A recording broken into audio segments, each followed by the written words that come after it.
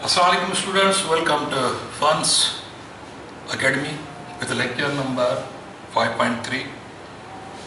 The topic couple, movement of couple or torque due to couple. पहला couple discuss करना थी बाबा, उन्हें कहा movement of couple या सागी गाला torque due to couple. Chapter number 5 जेको मुश्तमिला torque, angular momentum and equilibrium थी, okay? और couple बाबा ॾिसो डेली लाइफ में तव्हां कपल इस्तेमालु था कयो। हाणे छा आहे कपल?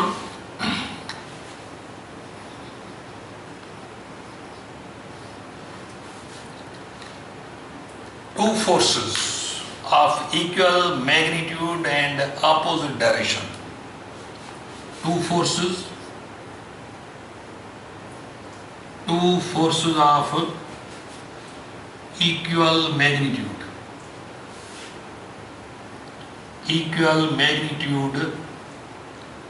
and opposite direction बल्कि when two forces of equal magnitude and opposite direction are acting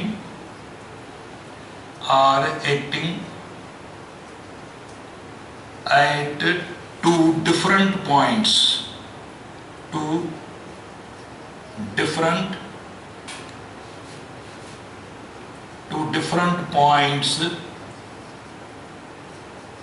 then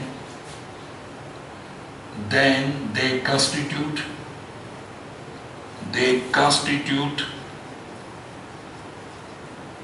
constitute the couple. तो ये couple तो ठहे पे couple चेबो Baba when two forces of equal magnitude and opposite direction बस जोर हुजन बस जोर बकुवतूं सागे मिक़दार जूं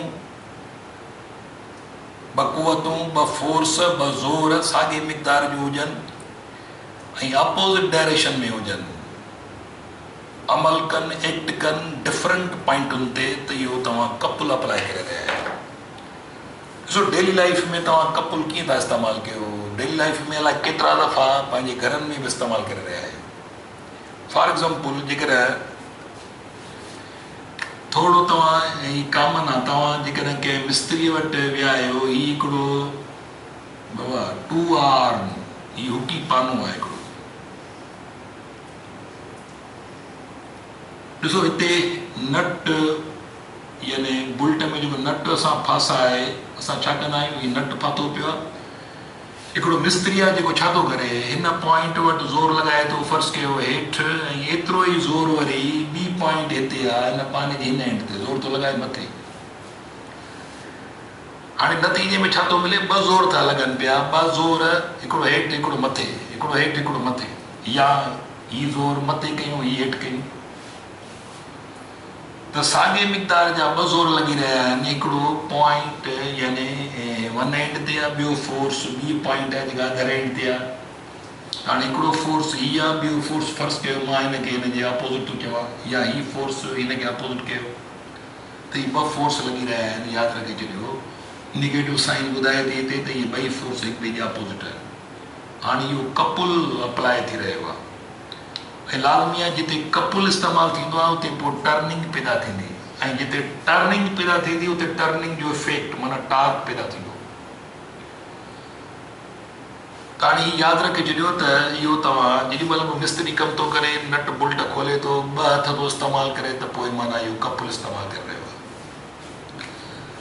तव्हां ॾिसो साइकिल था हलायो, हीअ साइकिल जो हैंडल आहे, विच में हीअ हैंडल जी जेका राड हूंदी आहे, तव्हांजो हिकिड़ो हथु हिते हूंदो आहे, हिकिड़ो हथु ॿियो ॿी पॉइंट ते, माना हिकिड़ी ज़ोर वारी पॉइंट हिते आहे, ॿी अलॻि आहे। तव्हां छा कंदा आहियो, तव्हां थोरो गौर सां ॾिसो त तव्हां पंहिंजे हैंडल खे इहे ॿई ज़ोर ऐं पोइ हिते को लॻाईंदा आहियो, न को ॿई ज़ोर या अॻिते लॻाईंदा आहियो, पर ज़ोर हिकिड़ो जेकॾहिं हीउ ज़ोर अॻिते आहे त हीउ ज़ोर वरी पोइ हिते, माना ही ॿई फोर्स हिकु ई वक़्तु लॻंदा आहिनि, पर ॿई फोर्स हिकु डायरेक्शन में कोन हूंदा आहिनि, न को अॻिते हूंदा आहिनि, न को पोइ हिते। पर साइकिल खे बैलेंस करण लाइ या टर्निंग लाइ तव्हां ॾिसो त इहो कपुल अप्लाई करे रहिया आहियो, स्कूटर ते बि कपुल इस्तेमालु करे रहिया आहियो।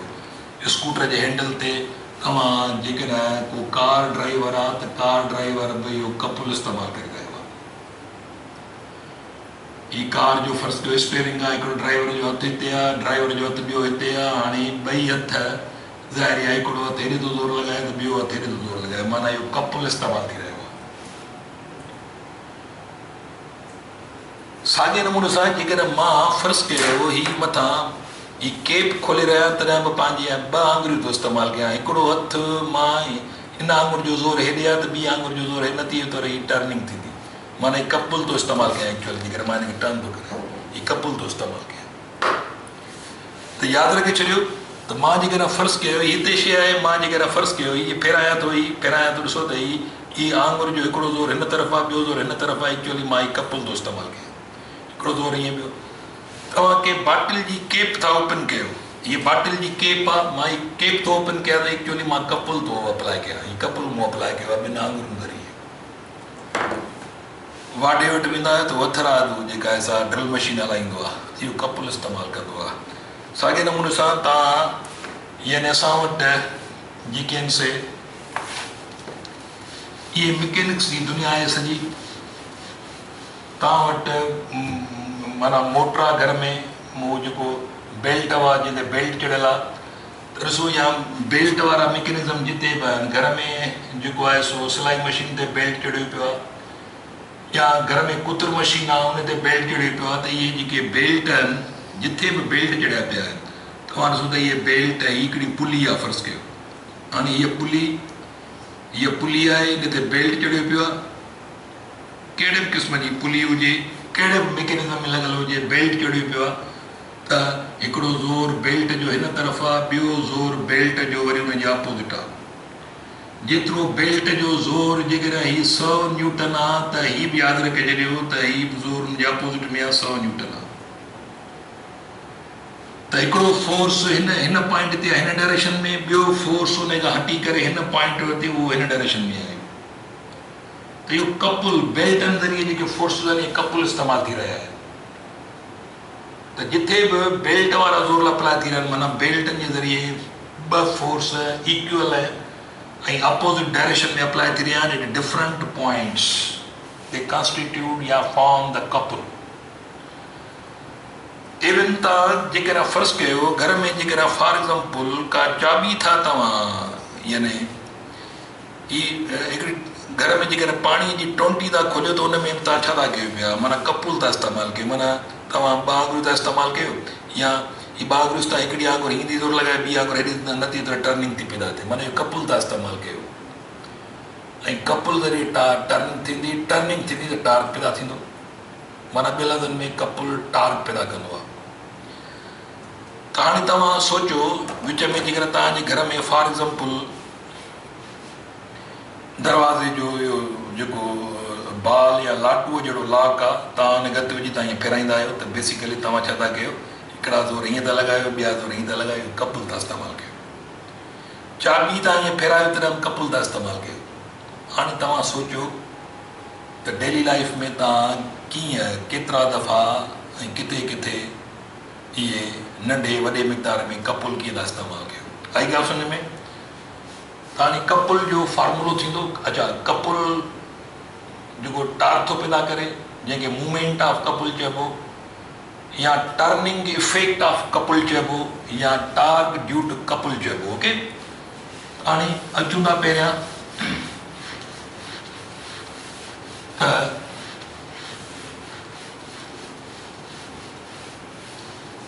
ॾिसो हाणे couple torque due to couple, torque due to couple.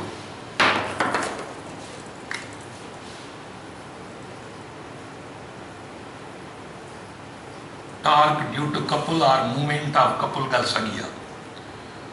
The torque is equal to F into D sine of theta. हाणे ॾिसो असां हिते डी था सिंपल इस्तेमालु कयूं, होॾे आर इस्तेमालु कईसीं, सिंगल टार्क जेको आहे।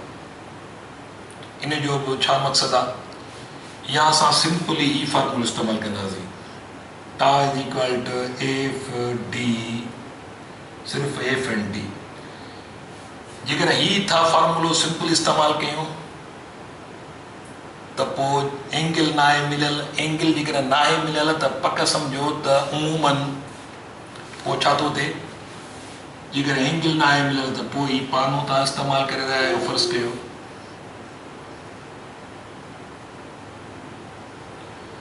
त पोइ हिकिड़ो ज़ोर हिते लॻी रहियो आहे, फ़र्ज़ु कयो ही मथे लॻी रहियो आहे ज़ोर, एतिरो ई ज़ोर ॿिए पॉइंट ते आहे जेको हुनजे अपोज़िट आहे।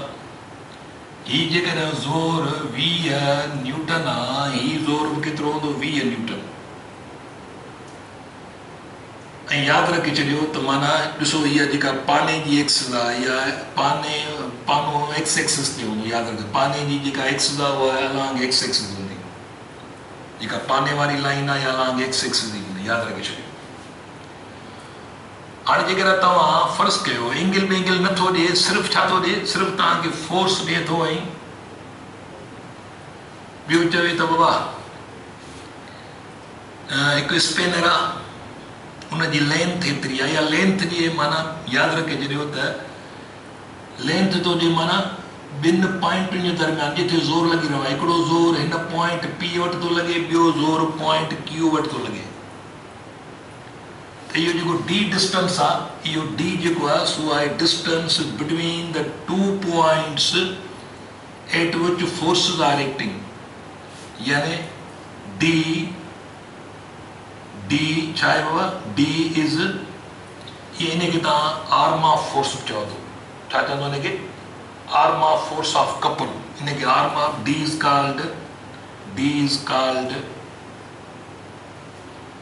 Arm of force of couple, arm of force of couple। हाणे इहा छा आहे, it is distance,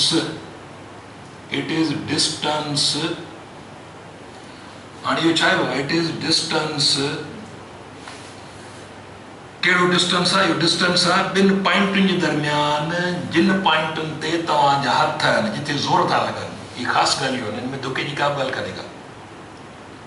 That is distance between the 2 points, यानी it is distance between the 2 points at which forces are acting,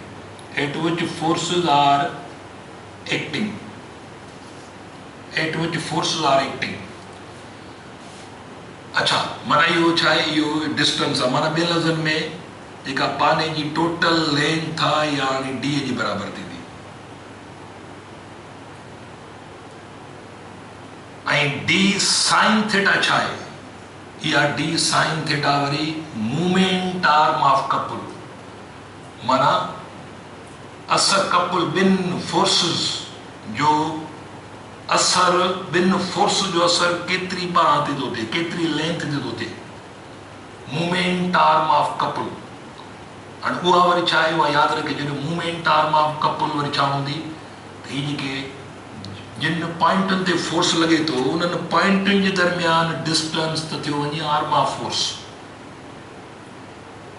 पर जेके lines of action of force आहिनि, line of action of force, ॿी line of action of force, हाणे हिननि लाइनुनि जे दरमियान जेकॾहिं इहे ॿई फोर्स 90 ते लॻी रहिया आहिनि, 90 डिग्रीअ ते, त पोइ हिननि ॿिन्ही फोर्सिस जी जेके line of action of force हिकिड़ी आहे, ॿी line of action of force इहा, ॿिन्ही दरमियान परपेंडिकुलर डिस्टेंस बि इहो डी थींदो।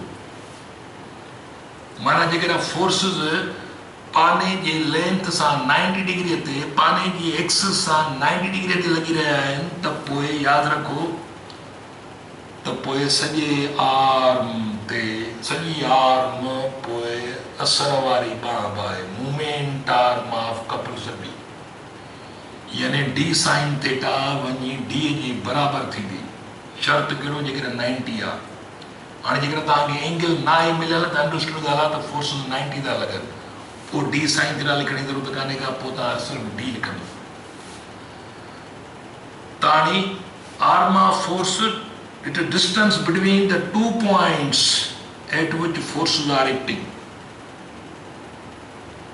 पर moment arm of couple cha it is perpendicular distance between the two lines of action of force.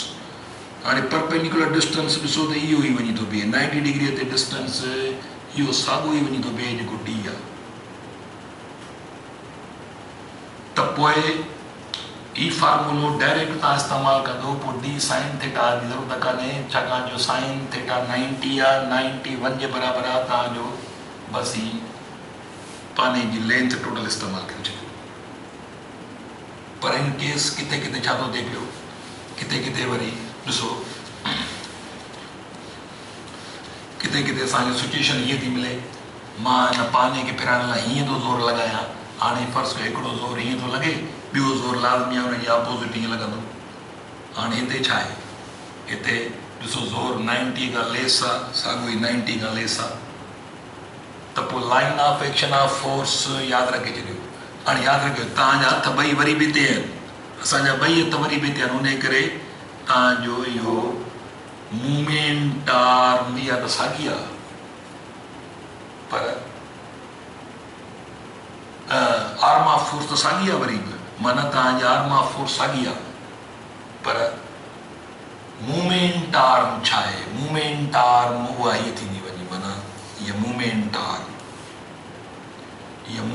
Arm उहा मूवमेंट आर्म छा आहे movement arm it is perpendicular distance between the two lines of action of force हाणे action वारी line हिकिड़ी हीअ आहे ॿी ज़ोर वारी लाइन हिकिड़ी हीअ आहे ऐं ॿी ज़ोर वारी लाइन हीअ आहे ॿिन्ही जे दरमियान परपेंडिकुलर डिस्टेंस 90 ते उहो भले हितां खणो माना हाणे असरायती बांह हीअ आहे जॾहिं त ज़ोर वारी बांह हीअ आहे हाणे हीअ असरायती बांह यादि रखे छॾियो हीअ आहे तव्हांजी असरायती बांह डी साइन थीटा माना असर हाणे हेतिरी बांह थो थिए जॾहिं त पानो त उहो साॻी लेंथ वारो आहे हा फुल बांह ते असर थींदो आहे ॿिन्ही ज़ोरनि जो जेकॾहिं 90 ते ज़ोर लॻंदा पर जेकॾहिं इहो ज़ोर साॻियो तव्हां हेॾे लॻायो हिकिड़ो ज़ोर ॿियो ज़ोर हेॾे लॻायो त हाणे छा थियो ॿई यादि रखे परपेंडिकुलर डिस्टेंस ॿिनि यानी फोर्स वारी जेके लाइनूं आहिनि उन दरमियान परपेंडिकुलर डिस्टेंस इहो मूवमेंट आर्म ऑफ कपल आहे जॾहिं त आर्म ऑफ फोर्स साॻी आई पर जेकॾहिं हिकिड़ो ज़ोर हीअं थो लॻे पाने ते ॿियो ज़ोर हेॾे अपोज़िट थो लॻे त इहे ॿई ज़ोर हाणे हिक ई लाइन में आहिनि माना हिक ई पॉइंट ते था अप्लाई थियनि यादि रखे छॾियो पोइ इहे ॿई फोर्स नल वेक्टर ठाहींदा ॿई कैंसिल कंदा हिकु टर्निंग पैदा ई कान थींदी छा इहो पॉसिबल आहे त असां पाने खे हेॾी छिकियूं फिराइण लाइ इहो रूल आउट थी वियो पोइ हिन ॿई लाइनूं हिक ॿिए जे मथां चढ़ी वियूं ॿिन्ही जे दरमियान परपेंडिकुलर डिस्टेंस रहियो ई कोन असर वारी बांह ख़तमु थी वई पर ज़ोर वारी बांह त आहे अञा बि असर वारी बांह 0 थी वई माना D sine theta is equal 0 छाकाणि जो साइन 0 थी वई हिन लाइन ऐं फोर्स जे दरमियान एंगल 0 आहे त डी साइन थीटा 0 थी वई माना टार्क बि 0 थी वेंदो माना टार्क ड्यू टू कपल बि 0 थी वेंदो त हाणे मूवमेंट आर्म ऑफ कपल छा आहे त यादि रखे छॾियो movement arm of couple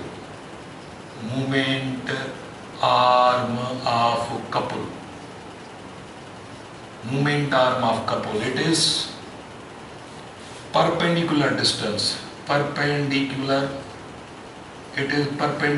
distance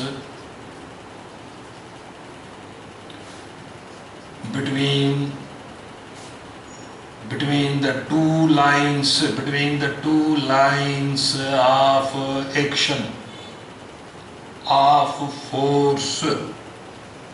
of forces. Movement arm of couple chai, it is perpendicular distance between the two lines of action of force. Arm of force of couple chai, it is distance between the 2 points at which forces are acting. Ikdo force hitte a, bio force hitte a. Tan ikdi ba, hitkdo hath hitte a, bio hath hitte a. इन ॿिन्ही हथनि जे दरमियान जेको distance आहे इहो तव्हांजो arm of force आहे। जेकॾहिं हाणे ज़ोर लॻे थो 90 ते त पोइ मूवमेंट आर्म बि आई आहे सॼी, पर जेकॾहिं ज़ोर 90 खां घटि वधा त पोइ movement arm will be less than arm of force. असराइती बांह पोइ हाणे घटिबी, असराइती बांह घटिबी त टार्क घटिबो।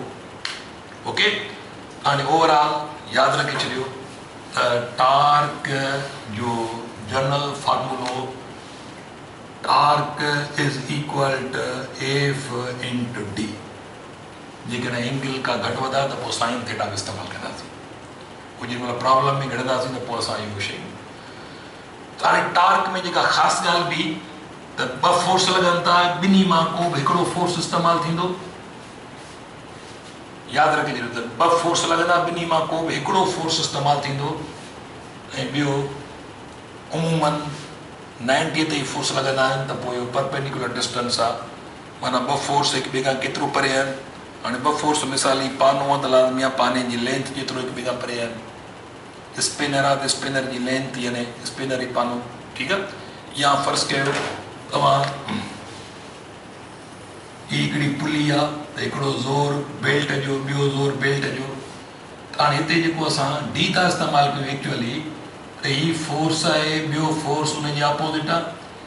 हाणे हिकिड़ो फोर्स हिन पॉइंट ते, ॿियो फोर्स, हाणे ॿई पॉइंटूं हिक ॿिए खां ई माना ही जेको हिकिड़ो ज़ोर हिन लाइन में आहे, ॿियो ज़ोर हिन लाइन में आहे, ऐं ही परपेंडिकुलर डिस्टेंस आहे जेको एक्चुअली ही ॿई बेल्ट शयुनि खे फेराइनि था। ही सर्किल थो ठहे, हिकिड़ो सर्किल थो ठहे, माना पोइ हाणे हीअ जेका लाइन आहे उहा न सर्किल जो डायामीटर आहे एक्चुअली। त एक्चुअली डायामीटर खे थो रिप्रेज़ेंट करे। ॾिसो जेकॾहिं पानो था फेरायो त पानो बि लाज़मी आहे इहो गोलाई में थो फिरे, इन गोलाई जो ही डायामीटर थो वञी बीहे। एक्चुअली रोटेशन थो पैदा थिए, लाज़मी रोटेशन खे पंहिंजो सर्किल हूंदो, हुन सर्किल जो डाया हूंदो, त एक्चुअली इहो डाया थो ज़ाहिर थिए थी त ही डायामीटर फुल। जेकॾहिं रेडियस मिलियल हूंदो त हुनखे डबल कबो। इहो असां प्रॉब्लम कंदासीं, हुन में शयूं इहे क्लियर थी वेंदियूं। त इहो तव्हांजो बाबा जेको लेक्चर जेको आहे सो अबाउट द यानी couple and movement of couple. असां वरी ॿिए लेक्चर में तव्हां सां गॾु हूंदासीं। तेसिताईं पंहिंजो ख़्यालु कजो। अल्लाह हाफ़िज़।